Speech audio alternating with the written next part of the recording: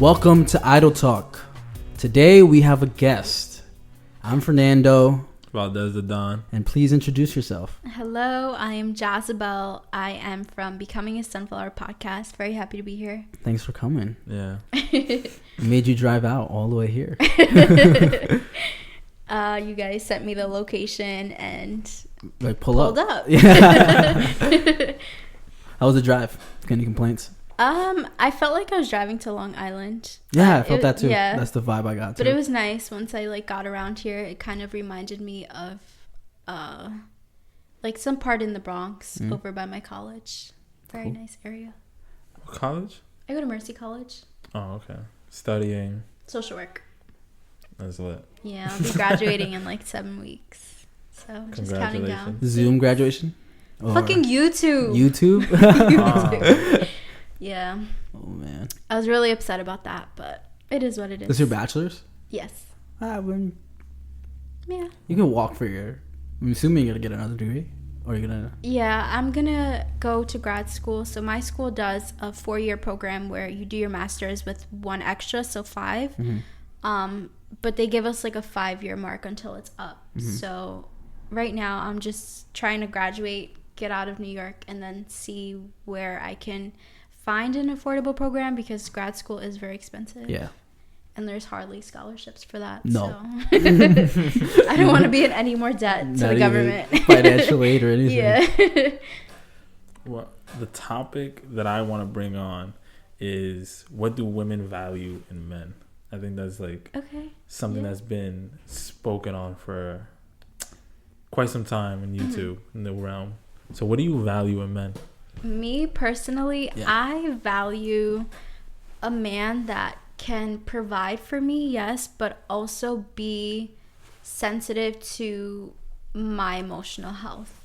I deal with a lot, so I need a man to understand okay, my girl's having a bad day, let me try and comfort her, or maybe let me try and cook dinner or clean the house for her, kind of thing. Someone that really considers me in what they do, and how would Jasabel feel if I did this kind of thing. And I think that someone that's just all about me kind of thing, not to say the world has to revolve around me, but you live your life, but just remember that, hey, I have Jasabel at home, so let me not fuck up. Yeah. Or even small things, let me not speed on the highway because I got to get home to Jasabel kind of thing.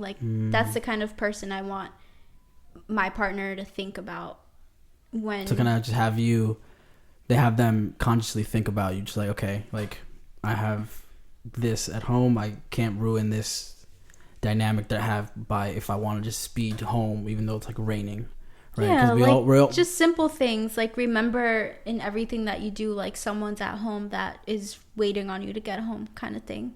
Especially because when you're in a relationship, you've been in a relationship for a long time, right? 7 years. So now it's that's really long. Yeah, now it's now you're at a point where it's everything you do affects me, now everything I do will affect you. Yeah. And so now we both have to be self-conscious about it. Just okay, I can't.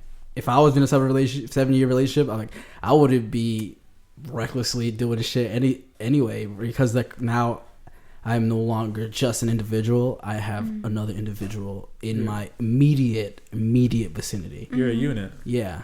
We're a team. Yeah, it feels like a marriage without the marriage kind of thing, when you live together and you're together for that long. And you kind of develop different values over the years. I was 14 when I met him, so whatever I thought I wanted in a boyfriend now is completely different, and that was through experience and getting into relationships and having to sit down okay, when you did this made me feel like that kind of thing, or arguments that the truth came out about certain things, I hate it when you do this kind of stuff, and just being able to communicate our needs and realize what kind of, I guess, communication styles work best for us and help us stay strong in our relationship. Because when you're together for 7 years, you don't want to waste 7 years for no reason. Yeah. So just you constantly have a goal. Yeah, like constantly work towards a bigger objective. Yeah. Like it can't be 7 years of what is this gonna be? Yeah, like do you want to marry me or not? Yeah. Now, the values that you put on like providing, I think that's always important. Mm-hmm. And I think as a man, you should always be in that providing role. Mm-hmm. And what do you think about that transition when it comes to providing, as in the modern and the traditional values of a woman? Where do you think that lies? I think that it strongly depends on what's okay with you and your partner. Mm-hmm. Like, I work full time, I go to school, like I make sure that I'm good financially before relying on my partner for mm-hmm. everything. You know, like when it comes to the bills, like, yeah, he may pay all the rent by choice, but I pay for the food. I make sure that the house is clean. I make sure that we have soap to wash our bodies with, kind of thing. And, you know, we have electricity and we're able to watch TV because the cable is paid and stuff like that. So just kind of getting an understanding of what works best. Like when we go out, do you want me to pay? Do you want to be the one that pays? Are we going half, kind of thing? And having that conversation about like where our financial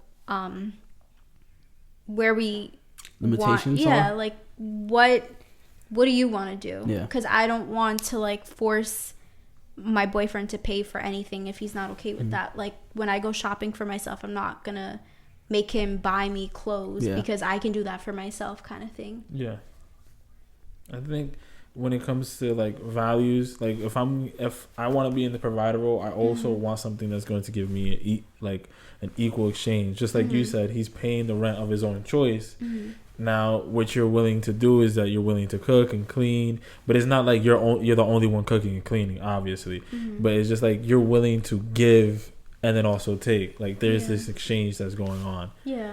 Now, when you say the communication, what I get from it, or like my fault, him thinking of you, what I get from it is emotional intelligence. Mm. Like knowing how to express that and understand what you're expressing and then come to a conclusion of how to go on. Mm. How does that work within your dynamic?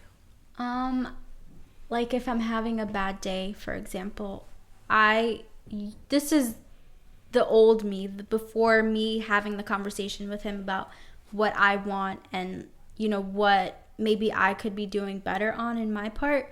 And I've learned that, you know, when I'm having a bad day, instead of just acting like a bitch, because honestly that's how I can be sometimes, instead of coming home and acting like a bitch, like, you know, sitting down like, oh babe, like I had such a stressful day, and like him just being like, well, what happened, and like let's talk about it, and me communicating that there's something wrong instead of me making him kind of have to do the mind reading and understand. Because I used to be the type of person that was like, why can't he see I'm having a bad day? Like, why is he not, like, what is wrong with him? Why don't you have superpowers? Yeah.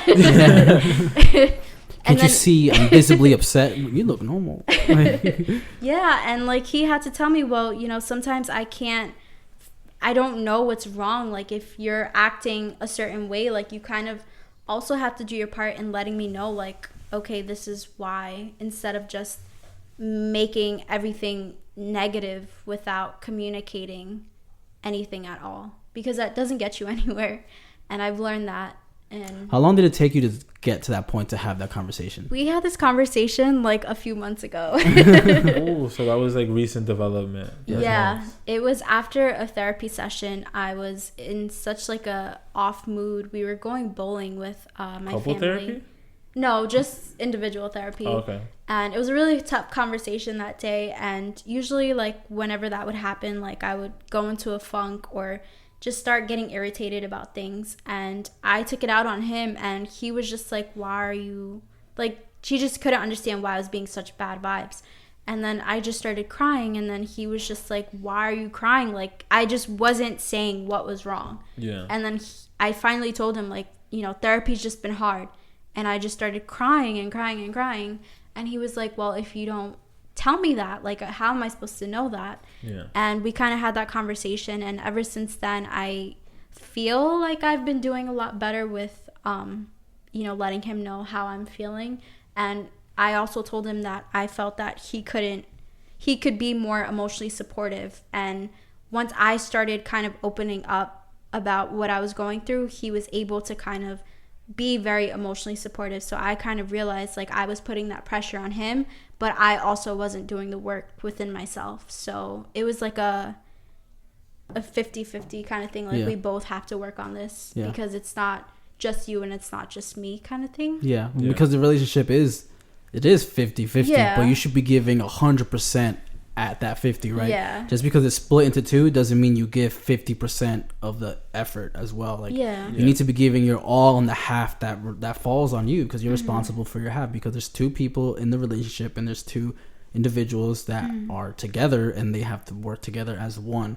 So now there needs to be, somebody can't be giving 100% and then the other person give 50, because then this is not balanced. And then eventually it's going to lead to some kind of resentment, some kind of outburst. Like, oh, I'm putting in all the work. Kind of thing. And you definitely don't want that. You definitely want to feel like you're both on the same terms. You both want the same things and have the same end goal. Like, when you go into a relationship, you want to know, like, okay, is this going to be long term? Are you just trying to have fun? Like, what are we doing? Because time is everything. Like, you can't get it back. And the energy exchange, you also can't get that back. So if you're spending time with someone, like, make sure you know exactly for what reason. And if you want to be exclusive and have a long-term lasting relationship, like, make that known and show them. Don't just say it either. Do the work. What kind of values, what do you value in women?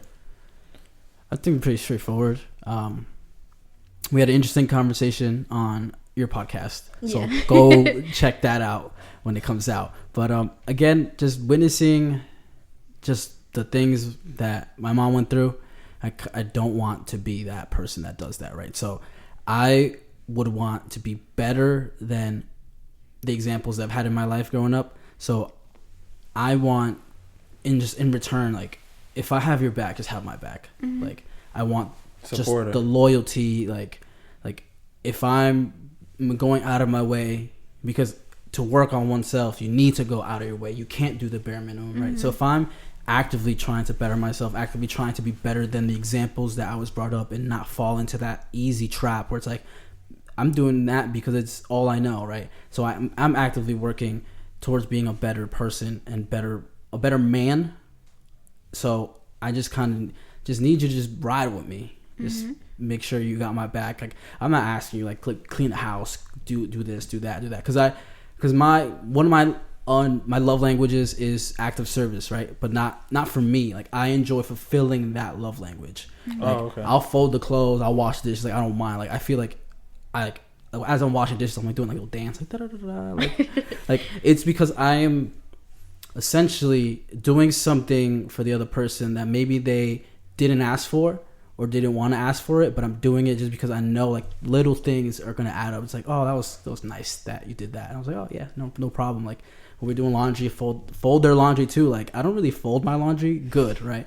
I'm not gonna be like I'm the best, right? When I'm folding other people's laundry, it's like I'm working at an H&M or like one of those retail stores. Like, perfect, no wrinkles, stacking it. But my shit, I'd like fold once, put in the ball, throw it to the side. But it's like, I know because doing that little things for me, that wouldn't necessarily do anything for myself, because I know myself. But I feel like putting that extra work, like folding it, like if I was at a job, like I feel like that's nice when you get your clothes and you're like, oh, it's folded like really well. And I would get compliments. So I was like, you fold clothes better than me. I was like, yeah, because I'm actively trying to impress you. What I value is the things that I can't get from my guy friends, so like, or that I don't seek. I don't seek these things from my guy friends. I don't seek like kindness. They can be kind to me, but I don't seek that. An exchange of energy that is proportionate of like what we're going through. Emotional intelligence, I think, is really, really high. And like he said, he doesn't ask like to clean or whatever. It's like this level of expectations, like your standards, because I've lived with somebody for a very short period of time, but I always keep my space a certain order, And it's like, if you can't keep with that order, it just makes my whole funk. Mm-hmm. And I can't keep that energy. So I just like kindness, support, an exchange of equal energy, emotional intelligence. Those are the things that I value within a woman. And that's really good that you say that, because when you live with someone, it's not easy. Like, if you're a clean freak and you're living with somebody that's a hot mess, like, that's going to drive you crazy. That's definitely, yeah. And, like, I'm pretty sure that's going to be the reason somebody has to go. Yeah. I mean, let's talk about that, because I don't have that many things. Like, I'm not going to say I'm a minimalist, but... You are a minimalist. But, like by, I guess... By default, right? Yeah. I'm like, I don't really... All the things I have now are useful to me. Like, all the things you see in this room is probably all the things I own that are physical products besides clothes. Mm-hmm. And so when I'm organizing myself, I'm just like, I don't really have that many things, so it may look like a mess, but it's not really a mess. But how other people perceive it being messy, like, how am I going to properly store these microphone arms? When they're folded up, they look like it's a mess anyway. When they're extended, it looks like a bigger mess. So like, so that doesn't bother me. But I've come into situations where it's like, can you move this shit? I'm like, where am I gonna put it? Where am I gonna put it? It's on the shelf. Yeah, but it's sticking out the shelf. I'm like, well, that's the type of dynamic this product is. Like, I can't physically control it anymore. Like, that's the smallest it can get. And if it's poking out and it looks bad, like, I'm sorry, but like, that's not because I'm a messy person. That's just because the things I have are abnormal size. Like that tripod. Somebody told me that, like, that looks like anal beads. Like a dildo. Yeah, and I was like, that is a tripod. I don't use these for anything else. You sure? I'm positive. Okay. Positive. Because that can wrap around trees and shit and metal bars. So like, that's not sanitary. Yeah. Even if you clean it, but so most of my stuff is like outlandish and weird, like, or big. Like, my backpacks are usually big. Like, I'm sorry they take up space, but like, I need them. I need the space. Like, yeah. Just because you don't like it and you're coming into my environment, like, don't try to like change that, because I have my things certain spots. Like, just because you think that I have a screwdriver underneath my bed is weird, but like, I remember that screwdriver is there. And if I move it, okay. What if I forget about it? Yeah. Because I bought those baskets, right? And I put all my stuff in baskets, like, the other day. Yeah. And then I was like, oh, this is so cool. Now I could pull them out like drawers. And like, now I have my stuff. I'm just thinking about how you build stuff in your sleep with that screwdriver on your bed. It's just because in case someone tries to come. No, yeah. Just stab somebody. It's my defense weapon. My screwdriver. That's particularly odd. Like, when you move in with somebody, you got to get accustomed to their odd little quirks. Yeah. How, like, be understanding of it. Like, yeah. Because are there odd quirks between you and your boyfriend? Well, yeah, because we're both single at this time, so we don't really have any examples. Yeah. I am super OCD. So like, if you so I've heard. if you eat something, like, I expect you to wash your dish right after. Or like, your clothes, like, why can't you put it away? Why does it have to sit on the couch? Why does it have to be on the floor? Like, that kind of thing. And like, I just have these weird habits, like sweeping before I go to bed, and like cleaning obsessively, like, for no reason. Like, there's no reason I'm cleaning the stove 3 times a week. Is that an outlet for your anxiety? I have come to realize that it is. Like, my compulsive behaviors definitely stem from anxiety and like me needing to have control over something when I can't control what's in my head. So, interesting point. But yeah, I definitely had to kind of control that. But Fernando, my boyfriend, also, that's so funny too, Fernando, had to, like, I guess, accept that part of me. And like, at first it was very annoying to him, but like, now he kind of just does it without realizing like he's doing it. So he'd be sweeping like right before bed. He's like, so no, I have to be the one to sweep. I hate when other people sweep. Like, that just... Because you have a... What? It just stresses me out. There was one time I had a roommate and she tried to sweep and it was just bothering me how she couldn't get everything into the dustpan, and she was struggling, and I did it. I came like mom and everything was okay. So I just have a hard time like allowing other people to clean because I feel like they're not going to do it the way I want them to do it. And there's a lot of things about my boyfriend too, like like you were saying, like his space, like the closet for him, like he needs to have his own closet. He needs to have something that's his, because I have a lot of crap. Like I'm not a minimalist at all. So just kind of like understanding like what works for us and makes us comfortable has helped us. And like when we moved out, like that was one thing that we made sure to talk about before, like, okay, I need a closet for myself, you need your own, and like the room can't just look girly all the time because you're not the only person living there, kind of thing. Like he has his own closet. Have you seen it? Do you know what it looks like, or is it just like, nah, that's your closet? Whatever that looks like, you keep it to yourself. I have found myself like putting my coats in there because I don't have like a full closet. You invader. But with his permission, of course.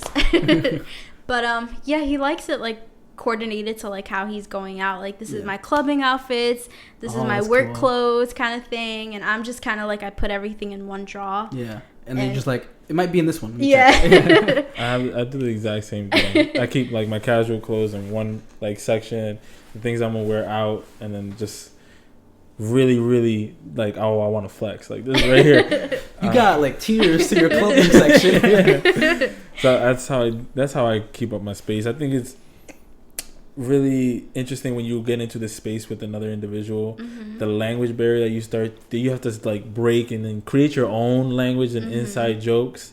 Like I think the biggest struggle that I had was if you want to come over, like, why don't you just say yes? Like, oh, can I come over? And then I reply, oh, only if you want to. It's like, why don't you just say yes? I'm like, only if you want to, you come over. I don't want you to come over because I'm saying yes.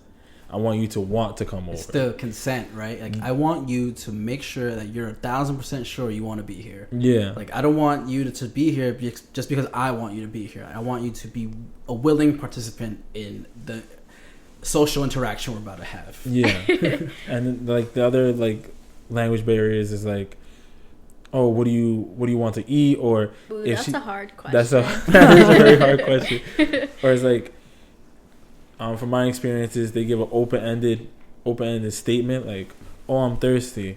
Oh, here's some water. I didn't want water. I'm like, so tell me exactly what you want and I'll get it for you. It's just like this different way that I communicate. I communicate very direct, like, oh, I want blank. Yeah. But from my experiences, like, is this general, and then I have to figure out what you want.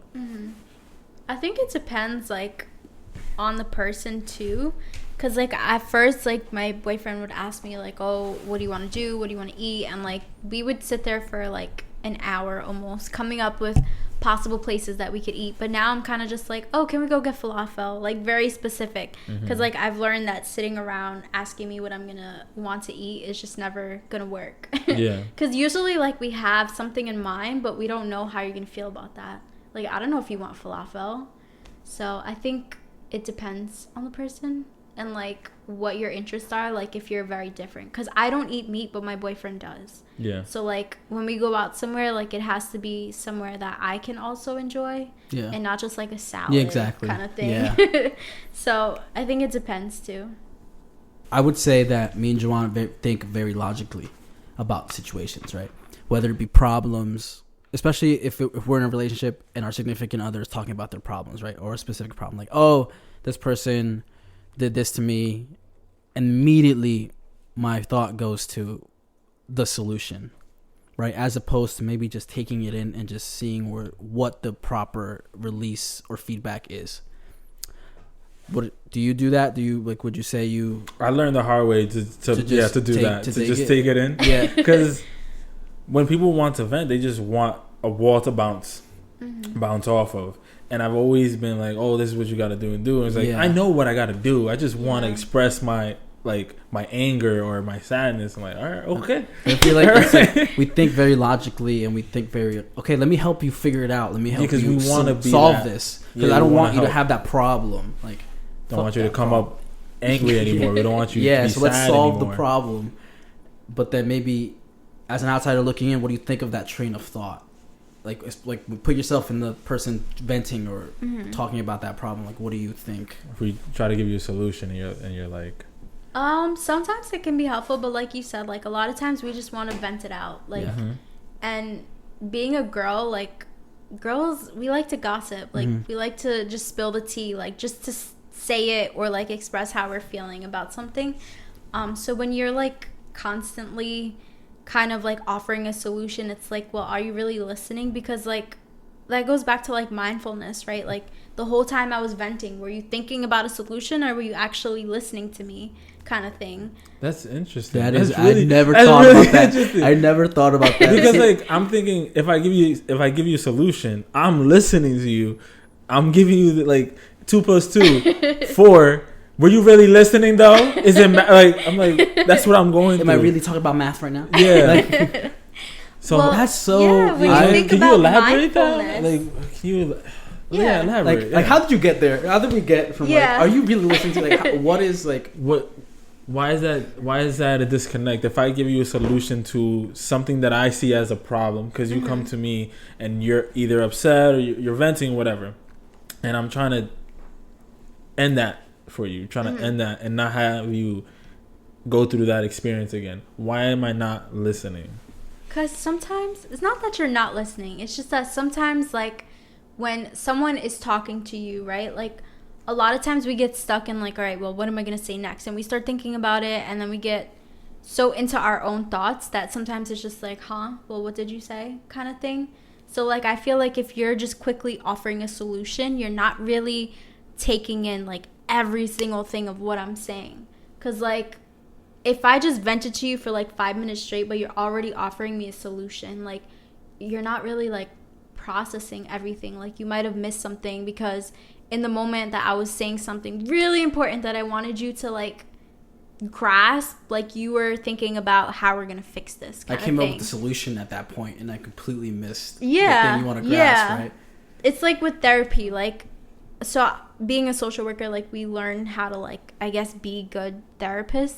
And, like, a lot of times when someone is venting, like, the use of silence is actually beneficial because the person on the other end also has the opportunity to take in what they just said for themselves. Because when we let that out, like, it's like writing things down, like, and then we read it to ourselves. It's like, holy shit, like, I just... Was that what I was really thinking? Yeah. So, like, the use of silence can be super beneficial in, like, us taking in what's being said and you kind of just being there to listen. And like in addition to like the use of silence, just kind of like paraphrasing and summarizing like what the person is saying shows that you're listening. Like instead of offering me a solution like, yeah babe, like when you said that, when Sally said this and that made you feel, like I felt that kind of thing. Yeah. Like that shows me you were listening and you really took in what I said and you're trying to understand how I'm feeling instead of quickly resolving to be the superhero, which is great, but like in any kind of therapeutic exchange, like it shouldn't be the first thing that you jump to. Yeah. Whoa. So the whole thing is that you want to dissect and understand that emotion that you're expressing, rather than just like, oh, this is how you gotta fix it, and then now you won't have that problem anymore. Yeah, because it like it sounds easy for you to just be like, okay, well, like for example, if I'm slap venting that bitch Sally, or if I'm venting about my job, right, and you're just like, well, have you thought about finding another job? It's like, I don't want to stress about having to find another job right now. Like you're adding to my stress. Just listen to what I'm saying about what happened at work, kind of thing. Because it's that particular instance is only going to make you feel that way for a short period of time, right? But finding a new job is that's a whole new stressor. Yeah, and that's more long term because until you find that job, you're going to be thinking about that. So that's not the proper solution to it because it's only going to make you feel that way temporarily. But finding a new job, you're going to be feeling all types of ways until you find the job, and that could take however short or long that takes. I'm still like dumbfounded about are you paying attention? Because you said in your example 5 minutes of venting, right? I feel like I would get so lost, just like I'm trying to take in all the information, but then I'm getting scrambled by my brain, like, oh my god, what did you just say? Even though like I didn't want to interrupt you, but then it like I feel like my brain would get overwhelmed in that particular example, right now I'm getting overwhelmed. Like, imagine if somebody's venting to me for 5 minutes and I'm trying to pay attention, and I'm guilty of the silence part. I'm guilty of being like, yeah, yeah. But for me, that comes out as I want you to know that I am taking in that information and giving you a cadence that, yes, I've heard and I've heard you. I took it in. And then you say something else and like, okay, I heard you, I took it in. Yeah. It just now when you were talking, I said yeah twice. And I was like, all right, silence. Like, the silence. I'm taking that silence and see like if I can understand more. And I was like really following your train of thought. And I was like, maybe I do need to just shut up and not, because it doesn't come from me wanting to do that because I want to actively like make noise in the conversation, right? Because that ultimately that the yeah and the are noise. I just wanted it to come across as I'm paying attention to you. I am giving you my undivided attention. Like, I am paying attention to you. And I've been in situations where the person on the other end is like, are you paying attention? I'm like, yeah, I've been telling you, I've been like trying to communicate that I have. And there it gets messy, but like, I'm gonna really try the silence thing. I'm gonna really just be like, okay.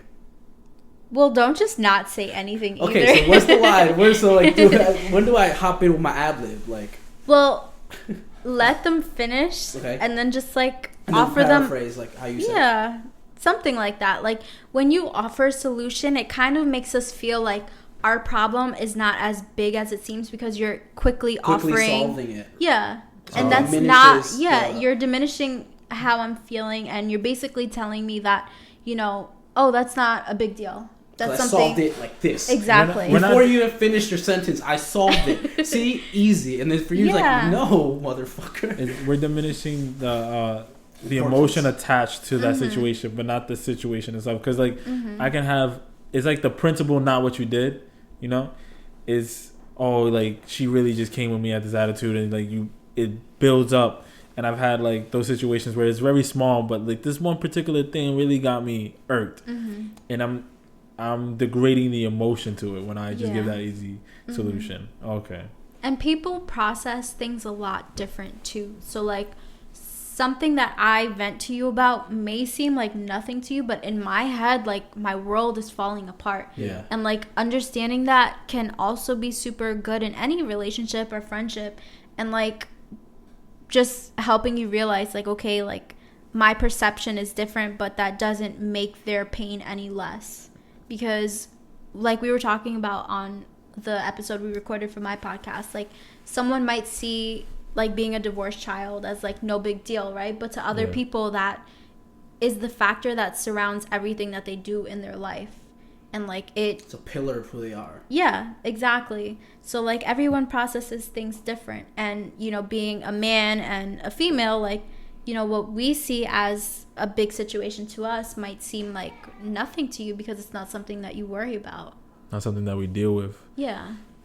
It's just like the analogy I try to get across is like if Fernando was to punch me in the face, I'm going to take it some sort of way. But if Fernando was to punch a professional boxer in the face, it just rolls off. Is not the situation. Is just everyone's gone through experiences like the professional boxer. He's trained in that.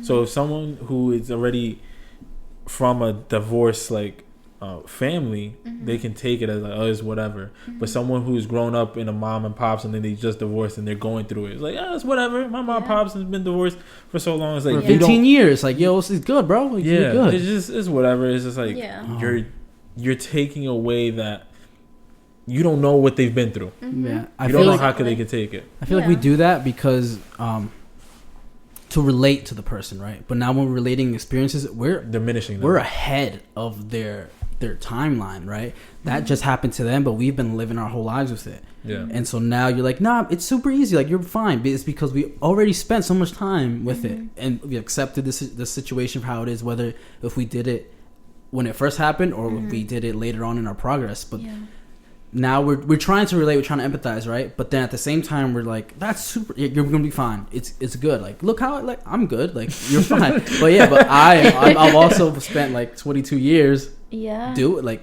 it, being in that newly divorced like era that you're now experiencing. And so now I think it's because we're trying to relate so hard to other people to kind of maybe humanize them and be human with others, that we lose the fact that, like you said, the whole world could be crumbling at that time. That was crazy. Yeah.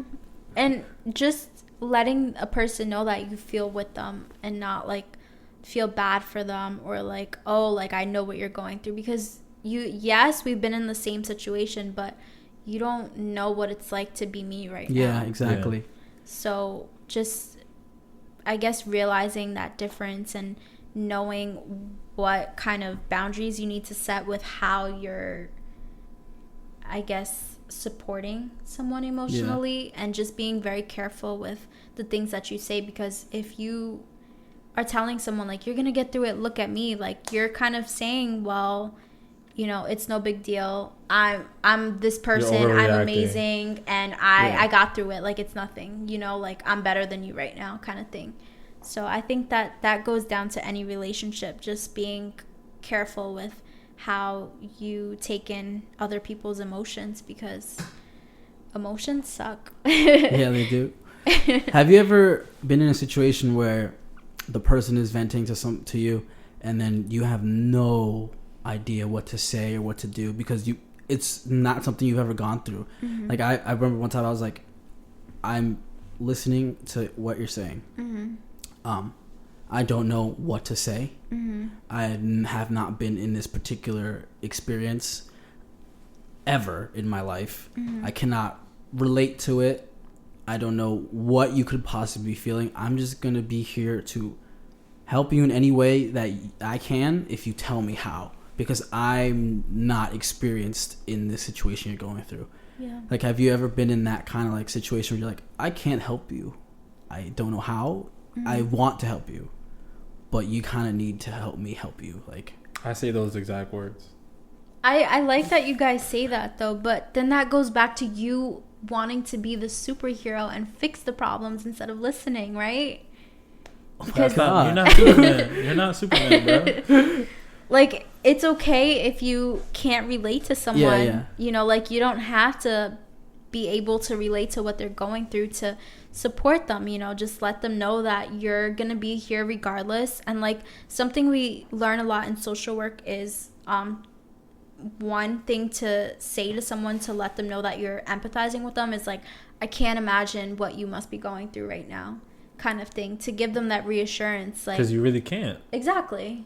Like, and just letting them know, like, yes, I don't know what it's like to be in your shoes right now, but, you know, we're going to get through this together. We'll figure it out. Like, whatever you need me to do, I'll do. Because at that point, you're giving that person the space to kind of tell you what it is that they need from you right now. Like, do they need space from you? Do they need you to, I don't know, spend more time with them right now? Like, and you're giving them that okay to let me know, like, what it is I can do to help, kind of thing. It's also like checking your own ego, because like trying to give this solution is basically saying that your experiences is encompassing all of it. Like, you know what to do and how to go about everything. It's like, that's not true. Like, you don't know the step about how to go about this. You gotta let the person take their own steps. Yeah, and how you might have handled the situation might not work for everyone. Yeah, because a lot of men, for example, they just shrug a lot of things off, right? But I think that's a toxic trait. But like, that's not good at all. Trust me. Like, if you guys need therapy, go to therapy. But everybody needs it. Yeah. But like, us women, we can't easily shrug things off the way you guys do. Now, when you say like go to therapy, right? I think therapy is in a space where you're speaking to someone you don't know, so you're able to really just confess these emotions and expression. And if you're already in a space where you can express yourself openly, I think you're less likely to need therapy. I know that everyone needs therapy for certain things because not everyone's completely open, but it's telling in the society today that so many people need therapy because there's so many people are holding things back. They're not really expressing themselves. I think we also not only need therapy, but we need a community where we can be open about who we are and what we feel. I think the only difference with having someone that you can be vulnerable with as far as like your emotions and thought processes go is the fact that a therapist is an unbiased person in your life. Yeah. So they don't know what it's like to come home, be Valdez, be Fernando, be Jasabel. Like, they literally don't know anything other than what you're telling them. Yeah. So, like, if I go to my best friend and I tell her what I'm going through, of course she's going to go based off what she sees and what she thinks is best for me. And what she's already known. Yeah. Okay. But a therapist, on the other hand, is going to give you professional advice that's completely unbiased because they don't know anyone in your life other than what you're telling them, and they genuinely just want to help you solve the problem for you. They're not thinking about X, Y, and Z.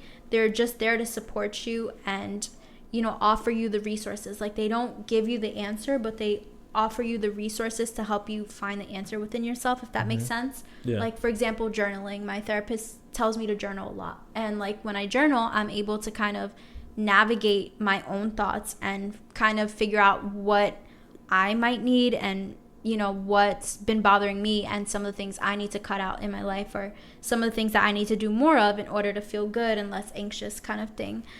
So I think that therapy definitely isn't for everyone, but if you are someone that is struggling, like, you definitely should reach out to someone. And like, it's okay if you do. Like, if you're a man, if you're a woman, like, it shouldn't have to be a men can't go to therapy kind of thing. It should be like anyone that is in need of someone to talk to, is in need of that extra support. Like, that's completely normal thing. And I think that society has a lot to do with that. Like, you know, oh, you go to therapy, like, you're weak, bro, kind of thing. You're weak, bro. Sorry. Nah, weak. Sorry. That leads into something we were having a conversation about in the car. We saw a TikTok where there was this guy just ranting about kind of like not being able to have feelings or being targeted or looked down upon. And he said he doesn't seek that from his male friends, right? No, I do earlier. Not. And then so I was like, are we to blame for that as the male population? Like, why do we invalidate the support and kindness from others, right? From other men? I think it's because like, I would joke around like, I don't want a hug from you, bro. Like, get out of here. I think it comes that when you're growing up, you see there's also like you see your guy friends as also like not only your friends but competition. You surround yourself with people who you want to compete with at a certain level. Like, I am competing with Fernando being like a good podcaster, a good host. Like, you surround yourself with your competition, and generally speaking, you don't show your competition weakness. And if you're taking it further back, you don't want to show the other guys, the other men in the room or in your community weakness, because they're going to take advantage of that. And you just hold that back so you can show strength. I forgot his name, but the writer of Art of War, Sun Tzu, he said, when you're weak, show yourself as strong. When you are strong, show yourself as weak. But I get that, but I also think that quote can be very toxic. No, I'm not saying it's not toxic. I'm just saying that's the mindset of a man. Like, if he's weak, he doesn't want to show himself as weak. You want to show yourself as strong. And if you are strong, you would want to show yourself as weak to see who is willing to stab you in the back. Like, oh, this is not really my friend. Now, is it to blame? We're brainwashed. Unfortunately. We're brainwashed in every capacity. But I feel like there's a lot of older adults that I've seen, for example, just like, don't be a bitch. Yeah. You're fine. Don't be a bitch. Or like when you're a male and then you fight your male cousin and like at a family gathering, like when you're younger, right? That's a party. There's examples where it's like first one, like, don't cry, don't be a bitch just because you lost or whatever. Yeah. And it's like, why do like, as young kids, why do we say that to our younger kids? Like, so for example, if I have nephews and they will be play fighting because they like be watching WWE and shit, and my oldest cousin, the first grandson of my grandma's, right, he'll be like, the first one to cry is a bitch. Like, don't cry. Like, if y'all gonna be playing, don't cry, don't be a bitch. Like, I feel like it's important to kind of let's make those steps to stop using those kind of terminology, especially at a young age. Like, you mean bitch? The word no, bitch? Don't cry, don't cry, don't like do X, Y, and Z, or man up, like shit like that. Like, that's not useful. It's never been useful. But I feel like when I've heard that term before, I've never been like motivated. I'm ready to take on the world. Not gonna be a bitch. Yeah, I'm crying. Not gonna be a bitch. Not gonna be a bitch. Like, this shit didn't hurt. My feelings aren't hurt. Like, I've never heard man up and think, all right, let's go, let's do this. I've always been demoralized by that. I differ. You feel like if I told you to not today. Because I know I'm a man. Yeah. But as a kid, I would want to be a man. I would want to be the person I was looking up to, like my brother. Mm-hmm. And he would be like, don't be a bitch, man up. And I'm like, okay, he isn't crying to the situation, so I shouldn't cry because I'm aiming to be like him. But he's not in the situation. You're in the situation. No, because it's easy to, as a third party, to say that. You're talking about but you're wrestling. Not in it. You're talking about I know. I'm saying, but like but he didn't fight his cousin. Right, he wasn't feeling any of those blows. He wasn't there. He was just watching as a bystander. Right, but to say like, I'm not crying, so you shouldn't be crying. But it's not like you didn't just get punched in your nose really hard, and that wasn't even on purpose. That was just an accident, because accidents happen in those playful situations. Like when you hit somebody a little bit too hard, you're like, oh, I know I fucked up. I'm sorry. Like it's, you can't just be like. You can't just take that as he's not crying, so I'm not gonna cry. It's because he wasn't directly involved in whatever that altercation was or whatever that specific scenario is. But I think it's like I think you could put a value on physical damage though. Like emotional, you can't get the grasp of it. But it's like as a biker and it's someone and I'm training somebody to like ride a bike and they fall and they're just down. They're just like, oh, I'm just like, all right, you gotta chill, because like. In this world, if you're going to be wrestling, if you're going to be riding a bike, you're going to get bumps and you're going to get bruises. You might get hurt. You can't take that L so hard, because the way that you take that first L or the L's that are coming is going to be the same way you take the next. And I think it's just that harsh reality is that it's going to get you ready for what's coming up. That's how I took it. If falling off the bike, I have the philosophy of just let it let whatever they're experiencing, let that flow, however it is. Because I don't want to be like, I didn't fall just then, right? I remember when I fell and I took it a certain way, and I feel like it's important to let them kind of come onto their conclusion on their own, as opposed to like, okay, fell, I'm like, okay, process that real quick. Just don't get up, just process what just happened, and then as they're getting up, bring it up later, like, all right, so like, when you fell, like how was that like for you? Like, because it's important. Because if you're like, yo, that's gonna be like the rest of your life. If you fall like that again, you're gonna feel that way every time. Like, I don't think that's healthy. I think it's okay to set the expectation to a reality.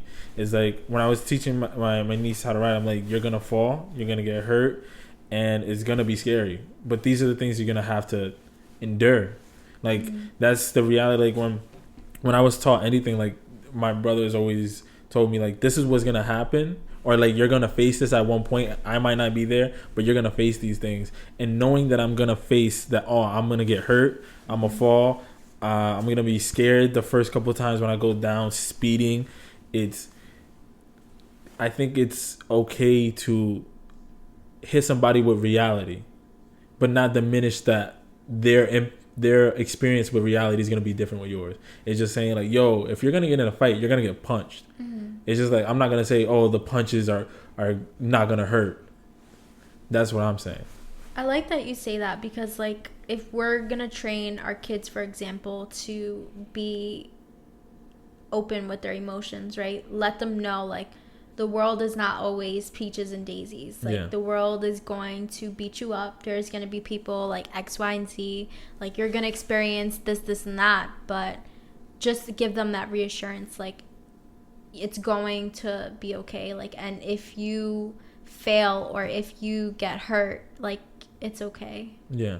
So I think that could be really beneficial. Like, when you hit people with, like, what to expect, and like kind of let them know though that, you know, when that happens, like, you don't have to man up. Like, it's okay if you sit with your emotions kind of thing. deep. That is. I'm taking that in. I'm taking that all in. The processing use of silence. Yes. It's like prepping somebody for the reality of the world, because it's going to be a hard conversation, because I know my sister is going to have the conversation with my niece, but it's also going to be a hard conversation about the realities and the harsh realities that I'm not the example for every guy you're ever going to meet. Yeah. Yeah. And it's going to be very harsh to explain, like, there are going to be some people who are aiming to do you wrong. Mm-hmm. And it's might be somebody you know. Mm-hmm. Like just like what you said and the things that I've experienced, it's going to be somebody close to you. So always keep your eyes open and be willing to say something, even if it's fearful. Because as a kid, when those things happen to you and also to me, you don't want to speak up because you don't want to ruin this world, this dynamic. You don't want to crush it anymore because you're ready. This is bad. If I add this, it's gonna be worse. Mm-hmm. That's what I experienced. Like, yeah. Did you experience that feeling? Yeah. Like, you don't want, oh, this is already a horrible living space. I don't want to make it worse by saying what this person did to me. Mm-hmm. And I have to express that to my niece, that this is the reality of the world. What we've been doing to you is basically putting you in a cocoon and trying to keep you as safe as possible for as long as we could, until you have to go about this world, and it's gonna hurt. Yeah. I really like that, because when you just let someone experience for their own, like, it's gonna make them a tough person, yes, but like, sometimes life hits you with things that you never thought possible. Mm-hmm. But if you kind of model, like, you know, this is the type of person that you should be with in the future, but when you go out into the world, people are like this. Like, it gives them two different perspectives and allows them the option to choose, like, okay, do I want to be like my Uncle Valdez, or do I want to give in to all the negativity of the world, kind of thing. So I think that it's important to, you know, let them know, like, what happens in the house is not always going to be the case outside, because they're going to have families of their own too, and it might not work out, and they may experience something that they've never seen in their own homes, kind of thing. Like, when I have a kid, I'm sure that it's going to be a different experience even for me, because like we were talking about on the episode on my podcast. Yeah, go watch that. Like, I don't know what it's like to grow up with the dad in the house. So if I am having a kid and I expect the father to be there in their life, like, that's going to be a completely new experience for me, because I don't know. You don't have experience in that. I don't know this. So this is weird. That's suspicious. What's happening? Yeah, life is all about experience, but I think that when you are better equipped for what the world is going to hit you with, it makes the experiences a lot easier. Yeah, in a way.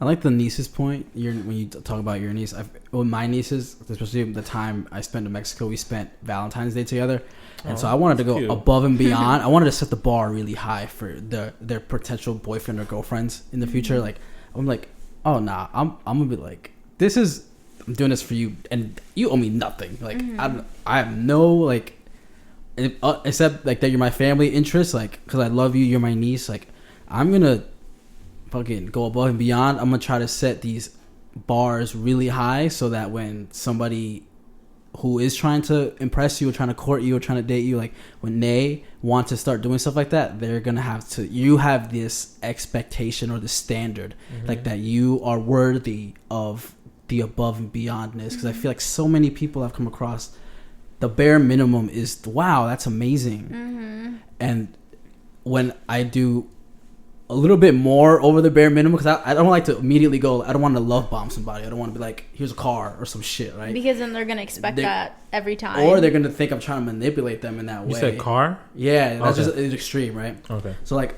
I would ease in, like, with the above and beyondness. We're like, okay, this, next. Yeah, like, but some people are just used to the bare minimum, where it's like, wow, he's doing the bare minimum. That's amazing. Yeah. And it's like, he took me out to dinner. Oof. Yeah. But then it's like, again, when it's like the washing the dishes without being told, or like the folding the laundry parts, it's like, yeah, I mean, that's not above and beyond, but sometimes it's taken that way. It's like, whoa, you really went out of your way to do that. And it's like, I don't think that's that impressive, but that's because I like doing those kind of things. But then to kind of get that reaction almost on a consistent basis, where it's like, oh shit, there's a bigger underlying like problem. It's like that we have become okay on both sides with doing the bare minimum, only receiving the bare minimum. Like, and I've experienced a lot of the bare minimum. So when I get like this, like I recently went on a date and she cooked me food. I was like, yo, she cooked me food? I was just so ecstatic because like most of the time I don't get any gestures at all. Yeah. It's usually me putting the gestures forward. So I was just very ecstatic. How nice is a compliment from somebody you're dating or just the other gender in general? I mean, from someone I'm dating, I think I always receive compliments. But like from the other gender, it's like that's pretty nice. Like that's cool. I'll be like, oh, you like me? Hey. Bro, I would take a compliment, and that's the only thing I'll talk about for like 8 months. Like, yo, this random lady just said I had nice hair, or like my smile was nice. It's like that fucking gives me energy for like 8 months until the next time I get a compliment. Yeah. So let's talk about that, right? As a girl, I would assume that you almost get like compliments like almost like every other day or like every day, like someone right? It's like, yeah, safe to say, right? Just that's every other day is a little too much, but it's almost like every hour, right? Yeah. How does that attitude now come out? Like, is it more like, oh yeah, I know because so many people tell me, or is it like are you humble about it? Like, what is that? What's it like receiving an influx of compliments? I think that when I was younger, I was a lot more, I guess, like, vulnerable. Like, oh, my God, he called me cute. Like, I'm cute. Yeah. Like, he could get it kind of thing. But, like, when you kind of realize your own worth, like, you kind of just find comfort in yourself and knowing, like, yeah, I'm beautiful and kind of stuff. Like, and then you don't rely on those compliments from other people to kind of validate how you feel.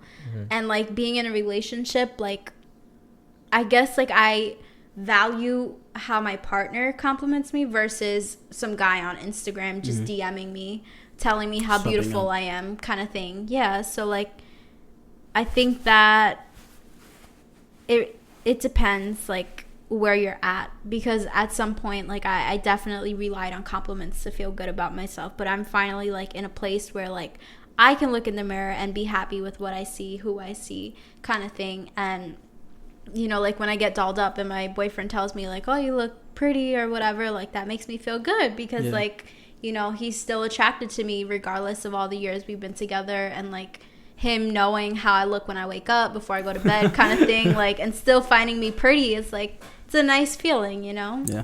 Do you give Fernando compliments? Oh, yeah. Like, when he gets a haircut, be like, ooh, you look good kind of thing. Or, like, we're going out, like, oh, baby, you look nice. Stuff like that. And I think that can help strengthen the relationship, because if you go, like, weeks and months without complimenting your partner, you can kind of start feeling a little bit insecure, like, okay, like, why hasn't he noticed something different about me kind of thing? Or, like, the little things, like, if I go get my eyebrows done, like, why are you not telling me I look good? Because I didn't notice. Yeah, like, why are you not noticing? A cop out was like, I thought you had them done the whole time. I think you look amazing. Yeah, I think it depends, but I definitely do compliment him. I probably don't do it as often as I should. Okay, you're fucking up. When you've been together for so long, it's kind of just like, you know, you look good kind of thing. Yeah. But that reassurance is also very nice. It's also nice to hear, just like to receive a compliment. Because do you receive compliments regularly, Joanne? What's regularly? Just like, you have a nice outfit on, right? Okay. So I know this is your style, that's how you dress. Yeah. So every time you pop out like that, do you get compliments every time? By strangers? Yeah, but strangers or somebody just... A few times, right? But I feel like you pop out a lot more times than a few times. Like, no, I thought you meant like when I go out with the thing, do I get a compliment? Like, just like if you were like dressed right now and you were just to go to like a Whole Foods to go shop, right? Are you gonna get a compliment at a Whole Foods because of your outfit, right? No, What about if Jasabel threw out an outfit and you went to Whole Foods? Are you gonna get a compliment? Well, I work at Whole Foods. Yeah, because let's say a different Whole Foods. Maybe. There's a maybe, but you said no. Yeah, it's right. It's no. a different unless she's trying to make a move or something. Yeah. But I did like the last time I went to Whole Foods and I had like a nice trench coat on. There was a few people that were like, I was like, hey. I was like, yeah, so I get it a few times, but not by the people that I would want it to. See, it's a lot more meaningful when it's coming from someone that you want to hear it from. Yeah, so, like, a girl can get DMs from all the guys on Instagram, but if it's not the guy that she wants to notice her, like, it's gonna mean nothing. Unless that's someone with very low self-esteem that needs that validation kind of thing. Interesting. Hear that, guys? Don't just be DMing girls. If you don't know you in there, then just don't do it. Save yourself the trouble. Anything else you want to talk about? I think I hit all the major points right now. Okay, so thank you for coming. Thank you for having me. This is the end of the episode. Thank you for tuning in. I'm Fernando. ValdezDaDon. And I'm Jasabel, the real Dawn. And we'll see you next week. Peace.